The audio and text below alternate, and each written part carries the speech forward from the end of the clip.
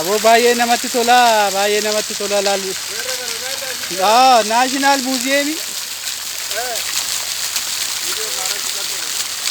በጣም ደስ ይላል። በጣም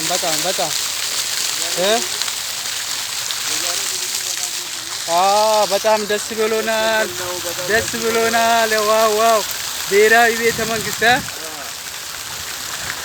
አቤት ኢንተርቪው ያስፈልጋል። ተማም አሲዮሶ ኢምባኔ ቾዳ ናሽናል ሙዚየም ከና አራሜ አራጉያራ ከና ማልቱ ስትደገመ ዳዋቾ ከማል አርግቴ ናሽናል ሙዚየም ዳዋቾ ከሲ አምባዬ ዳለራ በጣም ከዳንዱ ማሊ ነከደን ታየለ እደዋን በበሬዳ ከና ከኒ በበሬዳ ትሩ ከሰ ከናንዱሮ ዋን ሞቱማን ኢትዮጵያ ተቀየደማቱ ዋምባዬ ዳላ ድሮ namoonni baay'een dhufanii kana laaluu qabu. Biyyoonni biraa biyyoonni alaa dhufanii daawwataa jiru iddoo ta'e nuun immoo kan keenya hin beeknu iddoo ta'eef dhufnee laaluu qabna. Kottaa daawwadhaa guddaa galatooma nama sassanaaf.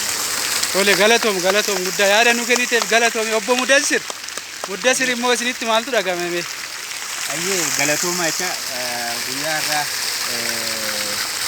national museum daawwachuu kooti gammachuu baay'ee natti dhaga'ame waan kana dura taarikaan dhageessee ture waraqata irratti argee har'a ijaan lafa irratti argee waan kana arguutti kooti immoo baay'ee gammadee guyyaa dheeraa yeroo dheeraa itti qabadhaa ture qaqqabeen dhufuu hin dandeenye har'a garuu dhufuu kooti baay'ee itti gammadee namoonni biyya alaallee wanta kana dhufanii daawwataa waan jiraniif Unu manni biyya keessa waan kaleessa waraqata irratti argaa turre pilaastikaalii arguu fi qama yeroo dhufnu yeroo keenya ofirraa qabanne yeroo keenya of isaatu malee yeroo itti gammachuudhaan yeroo sammuu keenya illee firii gochuu fi dhufnee dirqama laaluu qabna isiniin jedha warri hafee namni ijoolleen biraan dhufanii akka laalaniif kana ergaa koo dabarsa galatooma ulfaadha isinis galatooma.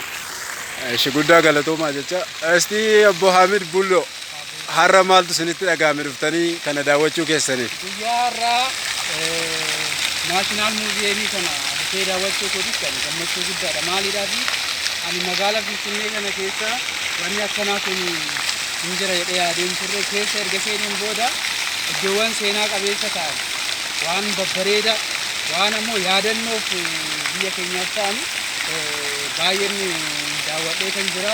Baay'ee na gammachiisee baay'ee natti tolee kana waan akkana iddoo nama bashannansiisu kana koottaatii daawwadhaa waan babbareedaa argitu iddoo waan seenaa qabu argitu. Kanaafuu namoota biyya keenya kana hoogganaa turan keessattuu ብሔራዊ ቤተ መንግስት kan ኃይለ ሥላሴ jedhama ture amma ammoo suuraawwan isaaniitiif waan ammoo biyyoota alaa kana dura daawwatamaa ture amaan itti argitan koo baay'ee natti toluu galatooma guddaa galatooma ulfaadhaa.